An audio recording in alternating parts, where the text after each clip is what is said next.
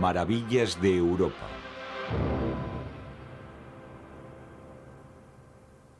Lugares naturales de mitos y leyendas.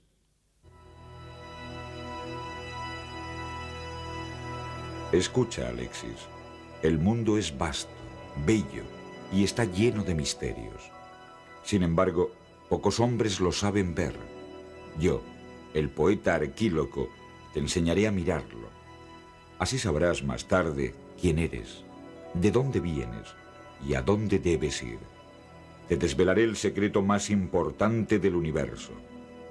Los dioses a los que rezas cada día no han creado el mundo como sin duda piensas. Es el mundo quien los ha engendrado. En el origen de los tiempos, el universo permanecía sumido en las tinieblas. No había nada. Solo el caos, la noche y la oscuridad infernal, que eran además hermano y hermana. Se llamaban Nix y Erebo.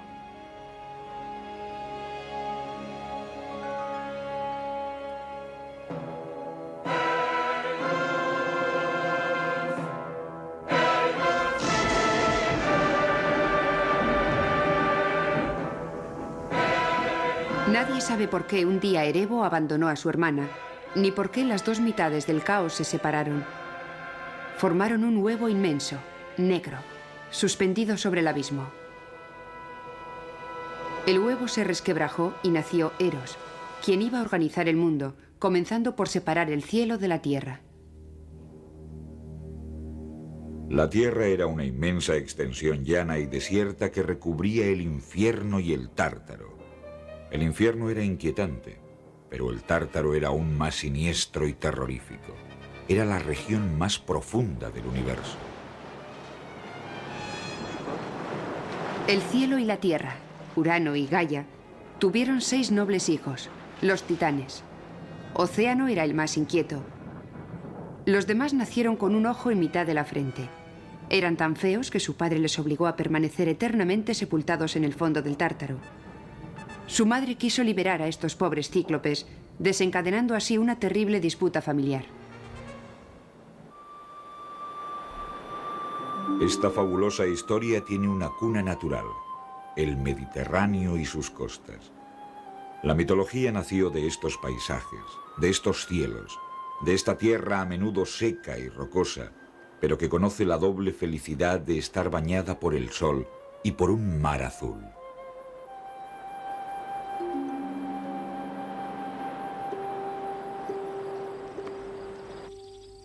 Fue el nacimiento de Zeus el que trajo por fin un poco de orden a la tierra. Nació en Creta, en el fondo de una oscura gruta que se abre en el macizo del monte Dicti.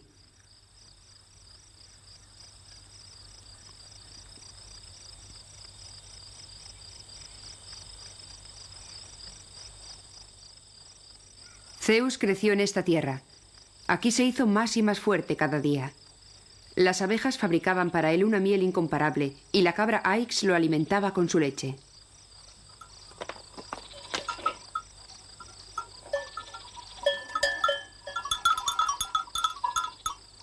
Más tarde, Zeus abandonó su bello país, Creta, para establecerse en el Olimpo. Allí un día se volvió loco de amor. El rey del Olimpo era un ser desairado y se aburría en su palacio. No sabía muy bien qué hacer cuando de pronto llegó hasta él el sonido de alegres gritos y carcajadas. Zeus se inclinó y reconoció a Europa, la hija del rey Agenor, que jugaba en una bella playa de fina arena, en compañía de otras niñas. Zeus se acercó a ellas. Se escondió tras la vegetación que bordeaba la playa y cayó rendido bajo los encantos de Europa. Quiso seducir a la princesa allí mismo, pero temió ser sorprendido por su esposa, la diosa Hera, terriblemente celosa. Entonces adoptó la forma de un soberbio toro. El toro galopó mucho tiempo sobre las olas. Acababa de raptar a Europa. A su paso, el dios Poseidón, tras reconocer a Zeus, agitó su tridente. Al día siguiente, el toro se acercó hasta una playa para dejar allí a Europa y recobrar la forma humana. Se dice que fue en esta playa de Matala, en la costa sur de Creta, donde el toro surgió de las aguas y donde Zeus y Europa vivieron su intenso pero efímero amor. Al cabo de los años, la tradición intentó localizar los parajes que se disputaban el mérito de haber visto pasar a los héroes y a los dioses.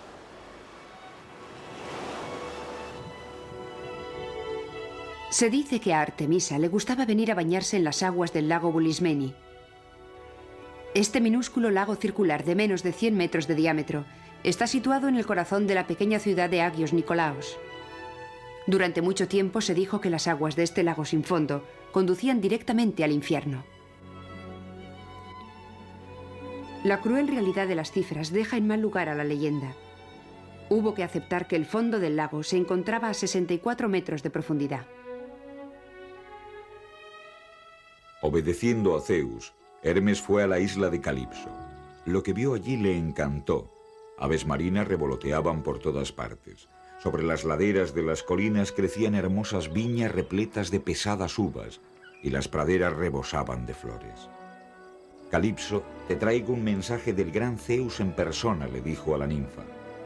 Un combatiente de Troya se refugia bajo tu techo. Hace 7 años, arrastrado por la tempestad, Ulises arribó a tu isla. Devuélvelo, Calipso, pues los dioses ahora quieren verlo volver. Os reconozco, dioses del Olimpo. Solo vosotros sois capaces de tanta crueldad. Me envidiáis por haberme enamorado de un simple mortal. Sois rigurosos conmigo por querer casarme con él. ¿Quién lo ha salvado? ¿Quién lo ha conservado con vida? Lo rescaté del mar casi muerto y ahora vosotros me lo queréis arrebatar. La ninfa, con el corazón desesperado, sabía bien que debía obedecer. Abandonó su gruta y descendió a la orilla para reunirse con Ulises. Ulises, bien amado, cesa ya de estar triste. Sé lo que desea tu corazón y te dejo libre. Construye una balsa. Yo te proveeré de agua y alimentos para todo el viaje y te devolveré a tu isla natal, a tu querida Ítaca. Pues los deseos de los dioses son más fuertes que los míos. Camino de Ítaca, Ulises abordó 100 veces las costas del Mediterráneo, en donde le esperaba lo mejor y lo peor. En Sicilia, el cíclope Polifemo, el herrero de los dioses, devoró a algunos de sus compañeros y desde lo alto de su cueva en el Etna lanzó al navegante al mar.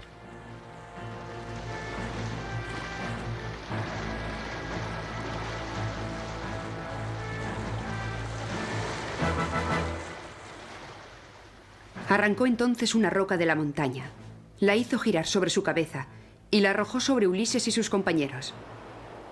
La roca se estrelló no lejos del timón, pero no consiguió darle.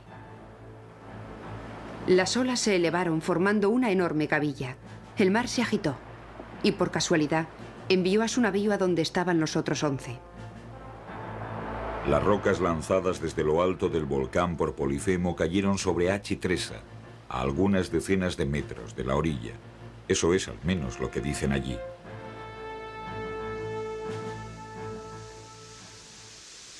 Debes saber, Alexis, que los dioses son caprichosos y exigentes. Si permiten al hombre vivir, tener hijos y buenas cosechas, es para pedirles a cambio suntuosos regalos y, sobre todo, obediencia absoluta. Arquíloco no explica cómo podría traducirse la cólera de los dioses, pero estos amos de la naturaleza, irritados, son capaces de desencadenar todos los cataclismos.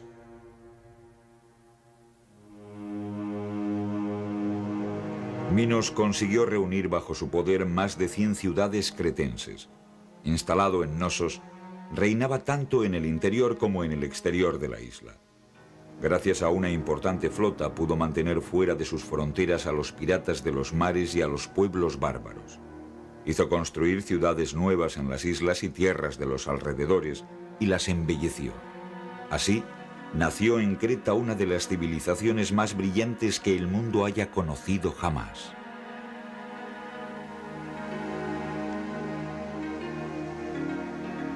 Por orden de Minos, el arquitecto Dédalo construyó un laberinto donde poder encerrar al sanguinario toro. La obra era tan compleja que sin la ayuda del hilo de Ariadna, Teseo, vencedor en la lucha contra el Minotauro, no hubiera podido encontrar la salida entre las piedras. El soberbio monstruo, fruto de los amores contra natura de una reina y un toro, es sin duda el primer animal del gran bestiario que alimenta las leyendas y los misterios de Europa. A milenios del Minotauro, a miles de kilómetros de Creta, vive otro animal cuyo origen se sitúa entre el mito y la ciencia. El 29 de septiembre de 1952, John Cobb intenta batir el récord del mundo de velocidad sobre el agua. Ha elegido un lago largo y estrecho, ideal para su tentativa. El deportista se lanza en busca del récord. Inesperadamente, el barco choca contra una ola surgida de no se sabe dónde y sale literalmente volando. John Cobb muere al instante. Este dramático incidente es uno de los más inquietantes del dossier sobre el lago Ness. El espacio que eligió John Cobb para su hazaña está situado en las montañas de Escocia, en un país donde a los lagos se les llama loch. El lago o Loch Ness es el más grande de las Islas Británicas. Mide 38 kilómetros de largo por apenas 2.400 metros de ancho. Forma parte del gran valle el Glenmore, una antigua falla abierta por los glaciares de la era cuaternaria entre el Atlántico y el Mar del Norte. El lago es mundialmente conocido, pero aquellos que esperen encontrarse ante un decorado impresionante, por no decir dantesco, pierden su tiempo yendo allí. El lago se extiende por la campiña escocesa, donde la naturaleza se muestra, si no risueña, si al menos amable, e inspira más melancolía que terror. En cuanto a las aguas del lago, no son negras, ni siquiera oscuras. Esconden, sin embargo, uno de los misterios más inquietantes de nuestro planeta. El caso comenzó en realidad el 2 de mayo de 1933. Aquel día el señor y la señora Mackay dijeron haber visto emerger de las aguas del lago dos curiosas jorobas.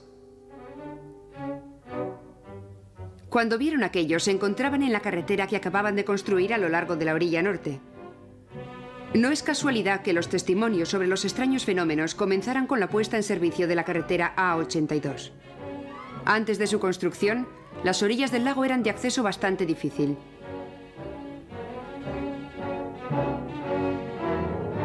Después de que el periódico local recogiera los testimonios de los Mackay, los paseantes se precipitaron hacia sus orillas, ya que existen en las antiguas crónicas escocesas numerosas aventuras de un monstruo que habitaba en las aguas del lago.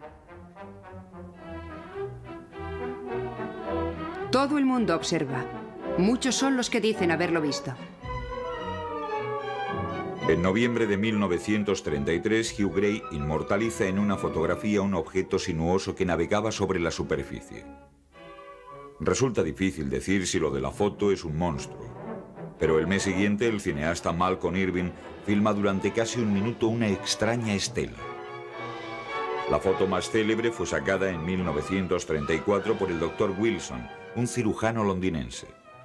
En ella se ve efectivamente algo parecido al cuello de un animal, pero no hay ningún otro punto de referencia.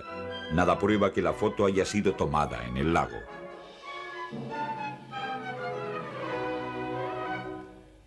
Sin embargo, con el transcurso de los años, los testimonios se han ido acumulando.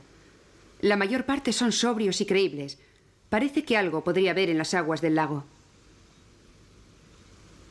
Algunas observaciones, ciertas descripciones, resultaban tan fantásticas que los escépticos se regocijaban con ellas. El whisky, que tan bien se elabora en las inmediaciones del lago, tendría la virtud de transformar en monstruo todo lo que flota sobre la superficie del agua.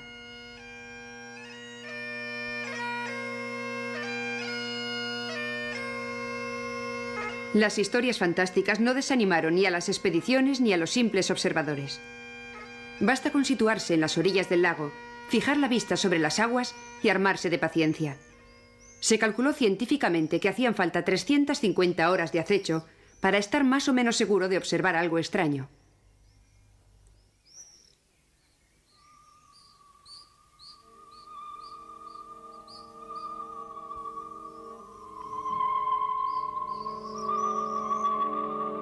Los especialistas saben cuáles son los mejores rincones de observación.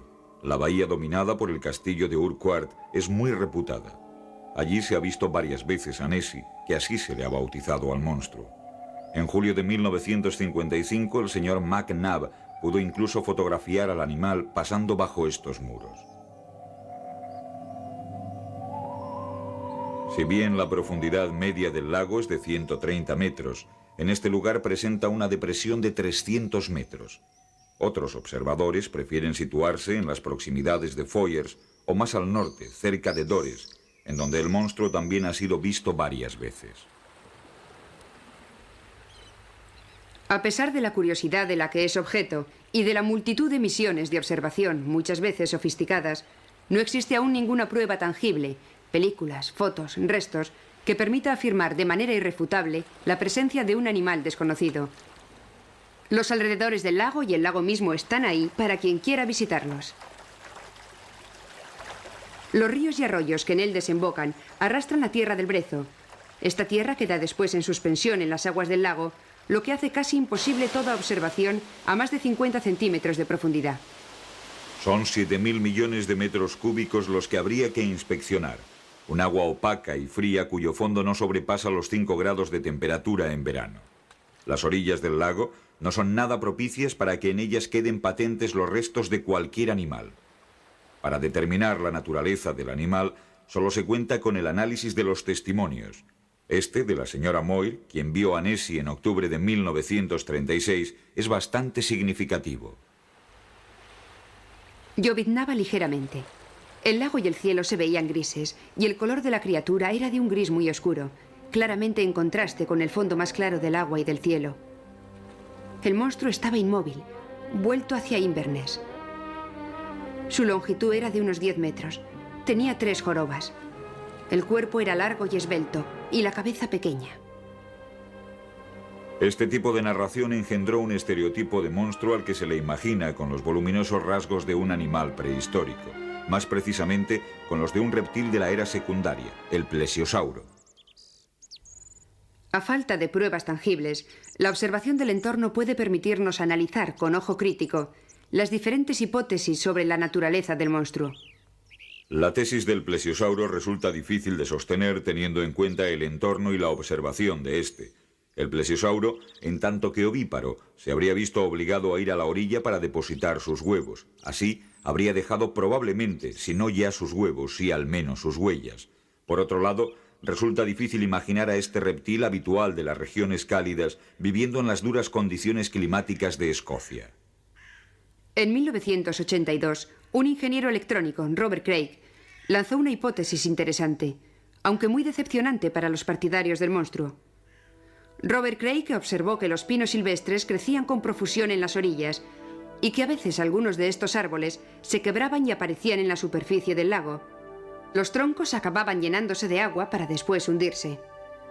Entonces, debido al efecto de la presión del agua, una parte de la resina contenida en la madera saldría del tronco y lo recubriría. Esta capa estanca impediría la salida del agua que impregna las fibras de la madera. La madera, al deteriorarse, favorecería la formación de bolsas de gas que se convertirían en auténticos flotadores. Estos izarían de nuevo el tronco a la superficie y explotarían al entrar en contacto con el aire. Luego, el tronco se hundiría de nuevo, esta vez definitivamente. Esta ingeniosa teoría explica algunos extraños borboteos y siluetas observadas, pero no así muchos de los testimonios. Las hipótesis más interesantes son aquellas que consideran que Nessie es un animal desconocido. Aunque no es posible hacer un retrato del mismo, se pueden apuntar algunas de sus características. El hecho de que el Ness sea un lago de agua dulce no nos dice gran cosa. De hecho, se trata de un antiguo fiordo separado del mar hace varios miles de años, y algunos animales marinos podrían haber quedado atrapados allí. El lago, además, se comunica con el mar por el río Ness y con otro lago por el canal caledoniano. Sin embargo, sí se puede deducir que el animal es ciertamente carnívoro. Las aguas del lago son pobres en plancton y plantas acuáticas, y no resulta fácil imaginar que uno o más grandes herbívoros pudieran alimentarse de ellas. Pero el lago es rico en peces y particularmente en salmones. Como el peso medio de un salmón es de 10 libras y su población estimada de 13 millones, el científico francés Jean-Jacques Barloy calculó en 65.000 toneladas la biomasa disponible, suficientes para alimentar a 150 monstruos de 1.200 kilos. Todos los observadores serios están de acuerdo en considerar que si es cierto que existe un monstruo, no puede tratarse de un solo ejemplar, sino de una población de animales que viven y se reproducen en las aguas del lago. Como no se puede dar una idea más precisa de sus ocupantes, el lago es un formidable estímulo para la imaginación. Cada cual ve el animal a su manera. La mayor parte de las veces se le concibe pacífico y extraño, una especie de dragón moderno, un amable monstruo de leyendas actuales.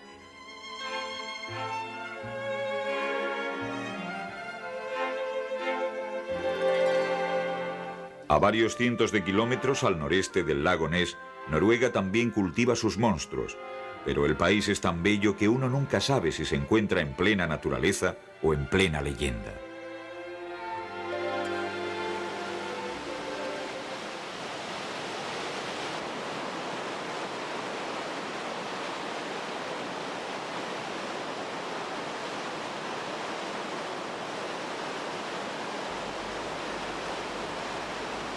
Esta carretera que serpentea asombrosamente por la ladera de la montaña se llama Trollstigen.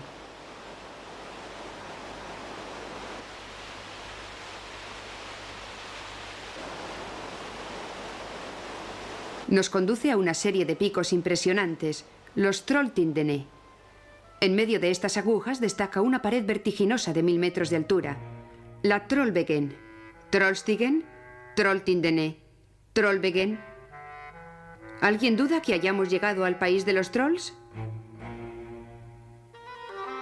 Cuando uno se detiene en los límites de su reino, la naturaleza nos revela quiénes son estos extraños personajes que pueblan los cuentos del folclore noruego. Los trolls son de una enorme corpulencia y a menudo están cubiertos de musgo y arbustos. A veces tienen hasta 9 cabezas. Cuando montan en cólera pueden estallar. Su fuerza, comparable a la de 50 hombres, solo es igualada por su crueldad. Gustan, al parecer, de la carne de los niños desobedientes. Felizmente, las historias terminan siempre bien.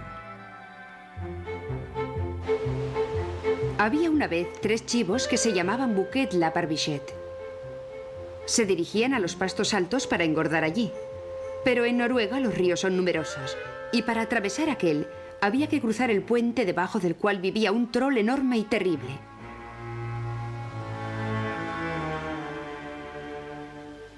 El más joven de los Bouquet la Barbichette se aventuró primero.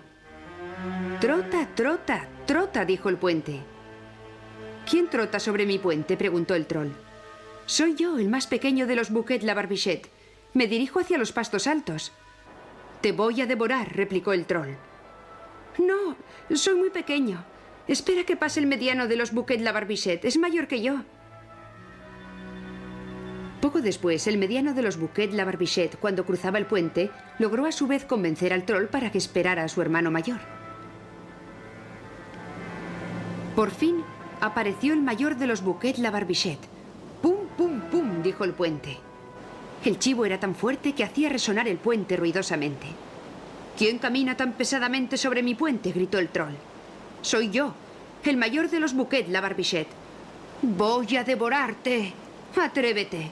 Mis 2 venablos te reventarán los ojos y mis pezuñas te machacarán los huesos». Embistió al troll, lo empujó y le hizo caer sobre el salto de agua. El mayor de los Bouquet la Barbichette se unió a sus 2 hermanos en los pastos altos y los 3 chivos vivieron a cuerpo de rey. La naturaleza en Noruega puede inspirar los monstruos más malvados y más feos, pero nadie los teme verdaderamente. Así de tranquilizadoras son la frescura y la luminosidad de sus paisajes. En otros países de Europa, la montaña y el bosque son sin duda igual de bellos, pero oscuros y severos. Así, las historias que allí se cuentan son de auténtica pesadilla. La belleza del paisaje me hizo olvidar mis angustias. Delante de nosotros se extendían bosques con algunas colinas escarpadas aquí y allá, en la cima de las cuales aparecían unos árboles o alguna granja. Rodeando o remontando las colinas, la carretera se perdía por los meandros de verde hierba. Uno se encontraba como encerrado por las dos lindes de los bosques de pinos. Más allá de las colinas se alzaban otros bosques y los grandes picos de los Cárpatos. Estas líneas han sido extraídas del diario de Jonathan Harker y descubren el decorado de una obra de la que Oscar Wilde dijo: es quizá la novela más hermosa de todos los tiempos.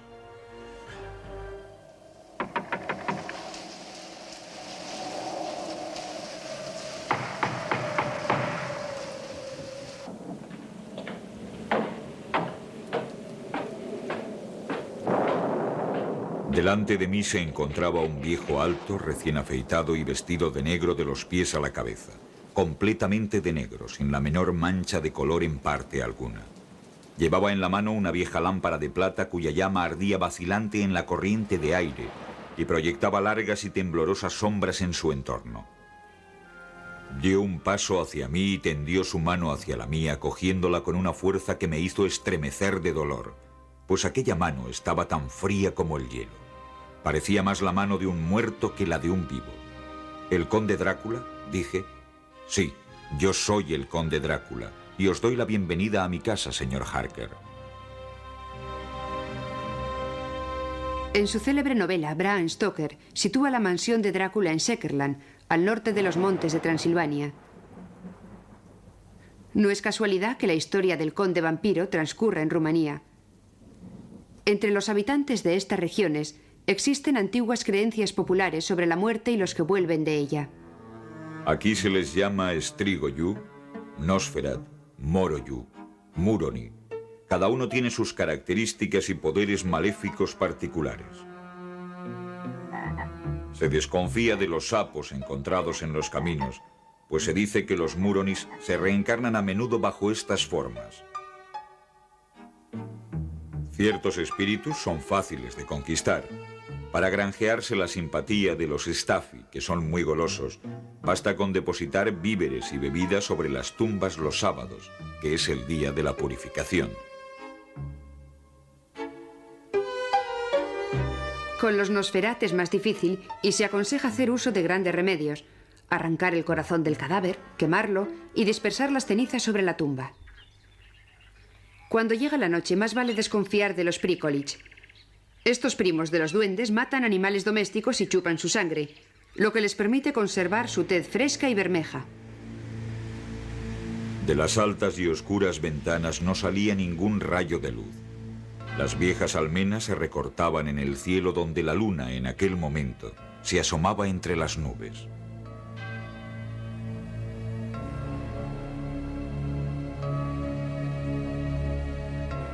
El mito del vampiro está extendido por todo el mundo, pero Rumanía es el único país donde los muertos que vuelven en busca de sangre joven se transforman en animales. Contrariamente a la leyenda, nunca en murciélagos. Tampoco se ven en los Cárpatos cabezas de ajo colgadas en las ventanas de las casas. La cruz ya no es considerada un medio eficaz para ahuyentar a los vampiros. Se prefieren los poderes de la brujería.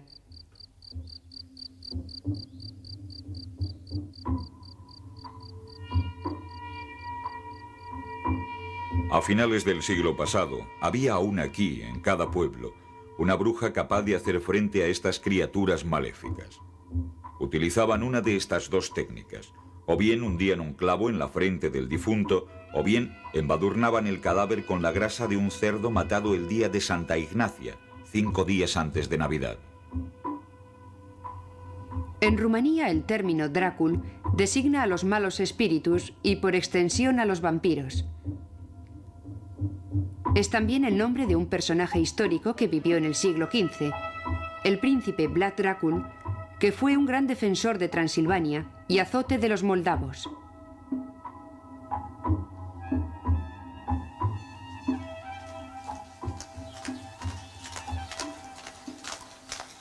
Vlad, el hijo del difunto príncipe Mircea, amante de Cristo y autócrata, soberano dominador, dueño de todos los países y regiones más allá de las montañas. En los manuscritos de la época se encuentran algunos datos muy precisos sobre los actos del príncipe Vlad, que probablemente labraron su reputación. La ciudad de Sigisoara, en la región de Bístrita, en el corazón de los Cárpatos, tiembla aún por sus tristes hazañas. Hacía enterrar a sus enemigos hasta el ombligo. Después ordenaba que tirasen de ellos. Hacía atravesar a la gente, y si se movían demasiado les empalaba también las manos para impedir que gesticularan. También coció vivo a un gitano que había robado y obligó a comérselo a su familia que había ido a reclamarlo. En San Barthélemy ordenó matar a 30.000 hombres. En Eschilta, en 1462, a otros 25.000. Decapitaba a sus enemigos e invitaba a otros enemigos a comer la cabeza de los primeros, después de lo cual decapitaba a estos también. Se vanagloriaba de haber matado él mismo a 23.783 personas en las riberas del Danubio. En rumano, drag significa demonio. El terror que Vlad hacía reinar en su país es probablemente el origen de su reputación como vampiro de Valaquia. Pero ahí acaba toda posible comparación con la leyenda que habla del muerto que vuelve sediento de sangre. Que por las noches el príncipe Vlad se dedicara a sangrientas prácticas en su castillo de Bran no era sino la perversa locura de un simple mortal. En los Cárpatos, en los tiempos de Vlad Dracul, se temía el anochecer. Es por la noche cuando salen los monstruos y actúan los espíritus malignos. Cuando el sol se pone, la naturaleza ofrece todos los misterios, se presta a las historias más hermosas.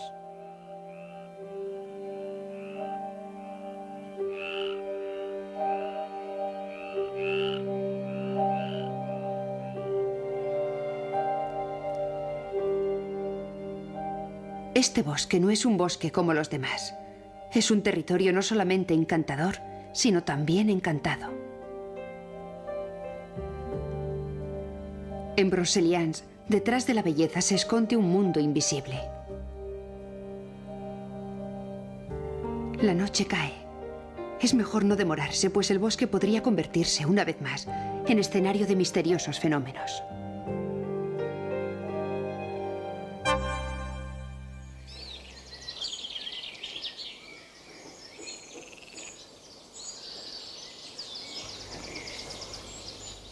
Hace mucho tiempo, en el corazón de este bosque, habitaba una niña muy pura. Había perdido a sus padres y vivía sola, entre los árboles y las plantas.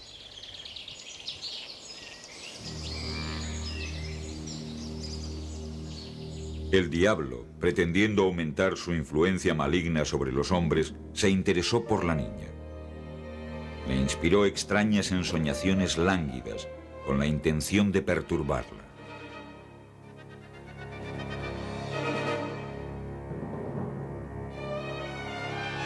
La niña le habló de ello a su confesor, el cual le aconsejó que siempre tuviera una luz cerca de su cama. Una noche que se olvidó de encenderla, el diablo, aprovechando la oscuridad, adoptó forma humana, entró en su casa y mientras dormía, mantuvo contacto carnal con ella.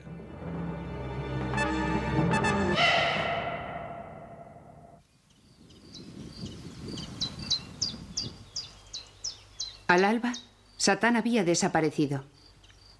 Un tiempo después, la niña se dio cuenta de que estaba embarazada. Cuando nació el niño, lo llamó Merlín. Merlín era muy feo y tan velludo que parecía un animal. Por fortuna, había heredado poderes extraordinarios, entre los que estaba el de poder cambiar de apariencia. Creció así en el bosque, que enseguida dejó de tener secretos para él. Conocía todos sus árboles y moradores. En esta época estaba poblado de personajes extraños. No era raro encontrar auténticas hadas que se observaban en los estanques o jugaban en los claros.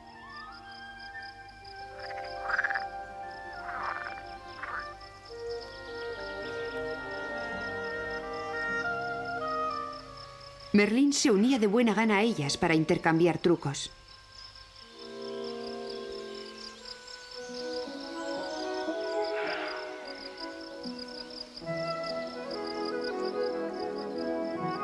Merlín creció así en el bosque. Un día paseaba lejos de su casa en una parte del bosque que no conocía, cuando tuvo un encuentro inesperado. La niña, al borde de una fuente, era de una belleza indescriptible. Merlín se acercó a ella y se enteró de que se llamaba Viviane.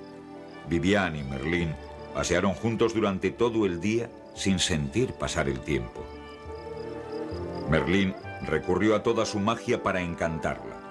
Le ofreció fabulosos regalos. Hizo aparecer una gran fiesta en un castillo con damas, caballeros y suntuosos vestidos.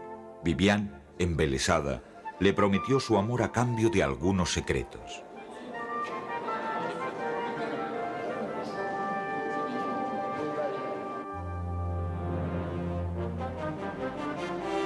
Pero Merlín tenía otras preocupaciones. Debía ir frecuentemente a Inglaterra para apoyar al rey Arturo, pues ciertos varones no reconocían a éste la legitimidad de su corona. Sin embargo, solo el joven rey había sido capaz de extraer la espada Excalibur del yunque donde había sido clavada.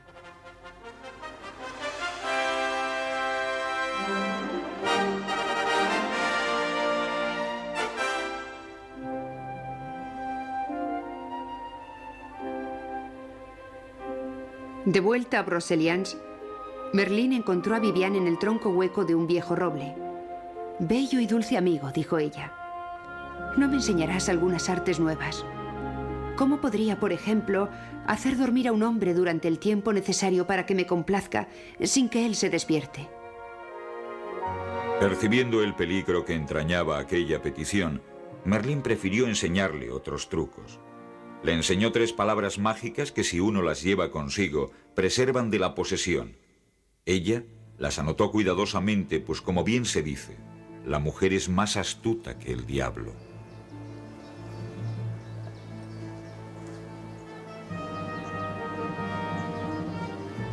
Tras su victoria sobre los sajones, los caballeros del rey Arturo se encontraron sin objetivos a cumplir. Se aburrían. Merlín les propuso una nueva empresa: la búsqueda del Santo Grial extraviado en Bretaña. Los caballeros de la mesa redonda juraron respetar las reglas de su nueva cofradía. Después, Merlín los abandonó, pues sus pensamientos estaban en otra parte. Todos ellos se dirigían a Viviane, la mujer que amaba. Juntos penetraron en el bosque y se sentaron cerca de un arroyo a la sombra de un matorral. «Señor», le dijo ella, «aún no sé hacer la cosa más esencial de todas». «Señora, ¿qué cosa es esa?» «Quiero que me enseñéis cómo puedo cercar y encerrar a un hombre sin torre, ni muro, ni hierro, y de manera que jamás pueda escaparse sin mi consentimiento».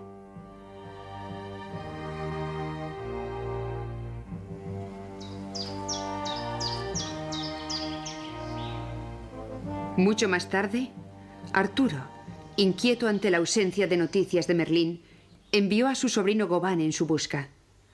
Este, pasando por Broceliande, vio frente a él una especie de vapor translúcido y oyó la voz de Merlín que le decía: Mientras dormía al pie de un matorral, Viviane hizo un círculo con su camisola alrededor del mismo y 9 veces comenzó el encantamiento.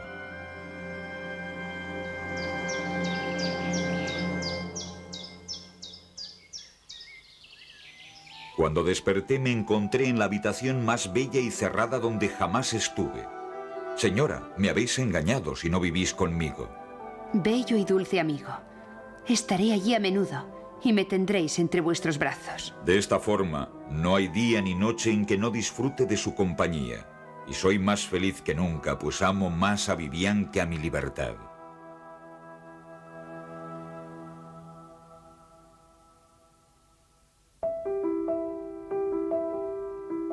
Por aburrida que pueda parecer la suerte de Merlín, no es nada comparada con la que les esperará, algunos siglos después, a Jeanne, Marie o Gabrielle, niñas de Gévaudan.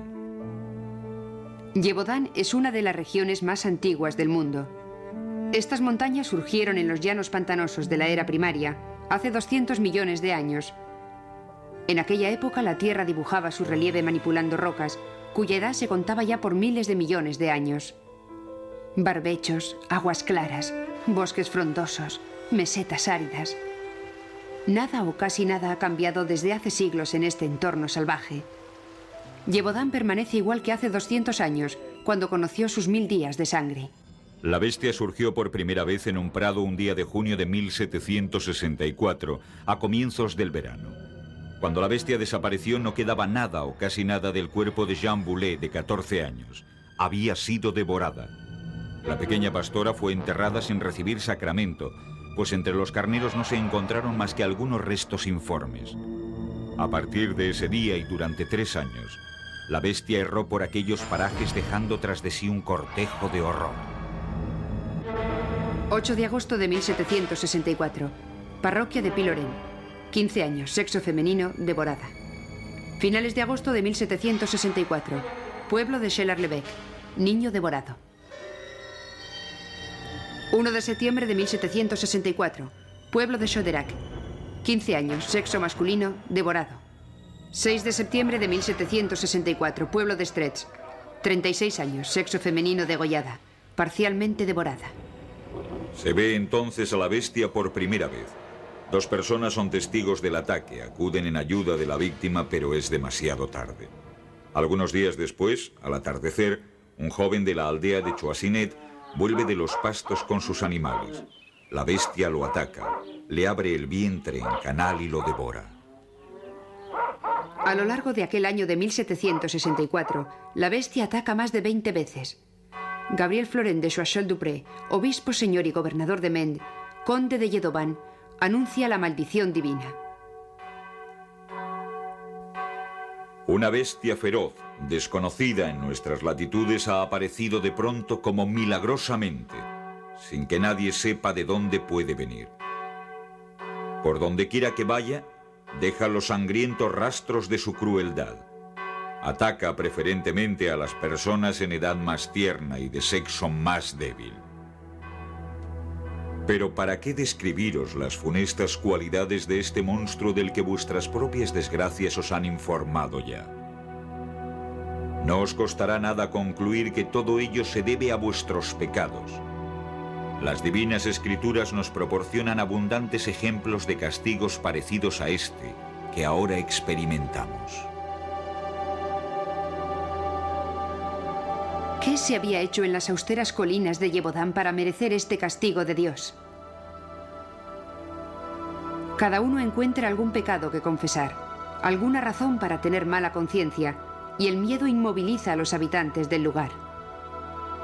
1 de enero, 2 de enero, 6 de enero, 7 de enero, 12, 14, 22, 30 de enero de 1765. La bestia mata 9 veces en menos de un mes de invierno. Se procura volver a casa antes de que anochezca. Se evita cuidar del ganado en lugares aislados. Se vive aterrado en las casas, con la esperanza de no ver a la bestia acercarse, pues en algunas ocasiones ya había atacado cerca de núcleos habitados. Cuando el mal tiempo desciende sobre la montaña, la angustia se abre paso entre los huesos. Recorre las venas, resurge en la piel. El abad Pourchet describió certeramente el estupor en el que estaba sumida la región. La desolación era extrema. Ya no se encontraban pastores que guardaran los rebaños. Las gentes del campo no se atrevían a salir a no ser que fueran armados y en grupo. Nadie se atrevía a ir a las ferias y a los mercados. No es posible imaginar de qué manera el espanto perjudicó al comercio y al trabajo agrícola. Algunos dicen haber visto a la bestia. Algunos han escapado de ella. Otros incluso la han combatido. Se dice que tiene la talla de un ternero de 1 año, la cabeza de un perro lebrel, el pelo rojizo y una raya negra sobre el dorso. Algunos la han visto andar sobre 2 patas. Otros dicen que se parece a un perro, pero también en ciertas partes a un enorme lobo. Los lobos abundan en los montes de Gévaudan. Es un animal detestado porque regularmente causa estragos entre los rebaños. Se le acusa de todos los males de la región. Alimenta cuentos y oraciones. Padre nuestro, malvado lobo venido del infierno, enviado por Lucifer, te matarán con el acero. Lobo maligno, no me esperes y sigue tu camino. Amén.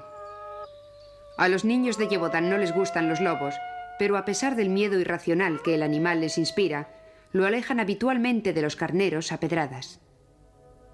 La bestia persigue su presa. Los animales temen a la bestia, pero ésta no ataca a los animales. El padre del pequeño Claude Biscarret d'Aubers envía imprudentemente a su hijo de 9 años a los pastos para que vaya a buscar los bueyes. Cuando la noche cae, no ha vuelto aún. Sus restos son encontrados 3 días después, tras muchas batidas.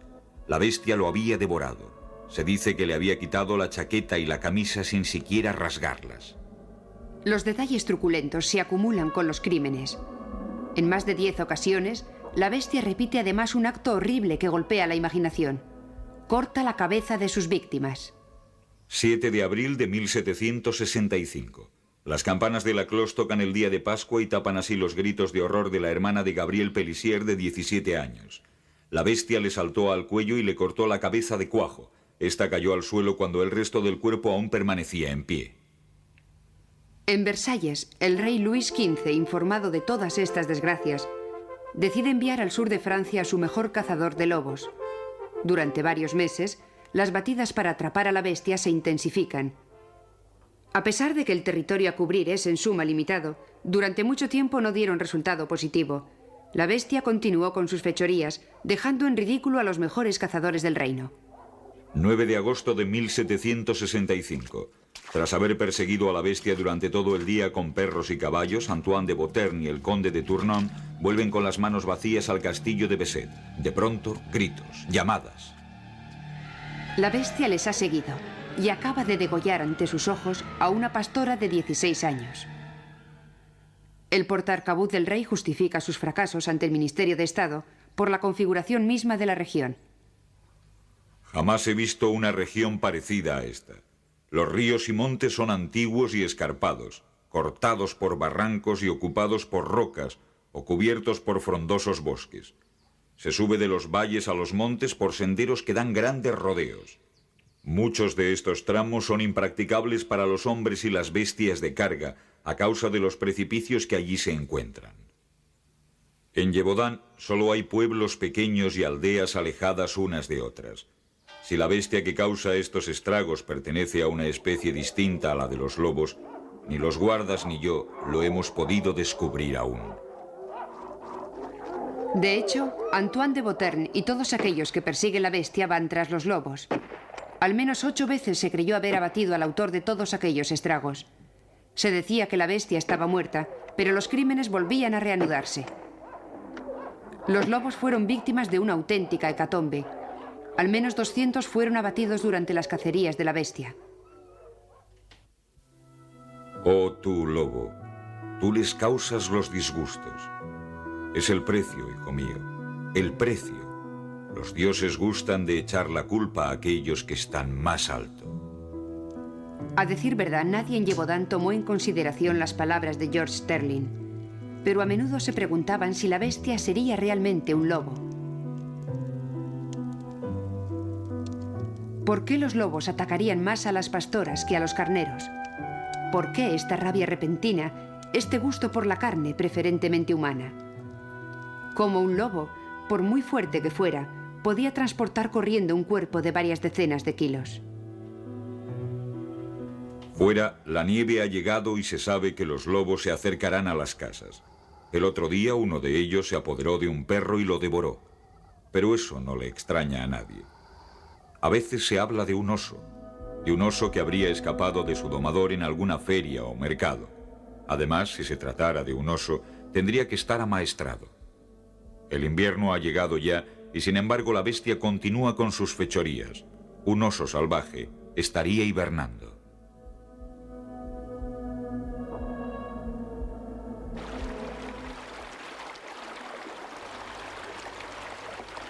La bestia se desplaza.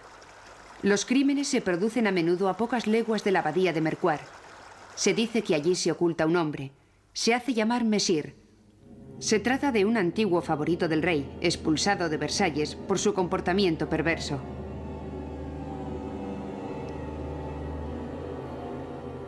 Estos muros quizá hayan acogido a un violador de pastoras y niños arrastrado por pasiones asesinas. En el mes de junio de 1767, los ataques de la bestia cesan por fin. ¿Cuántos pueblos, casas, lavaderos y caminos de Gévaudan estarán por siempre marcados por la sangre de sus víctimas?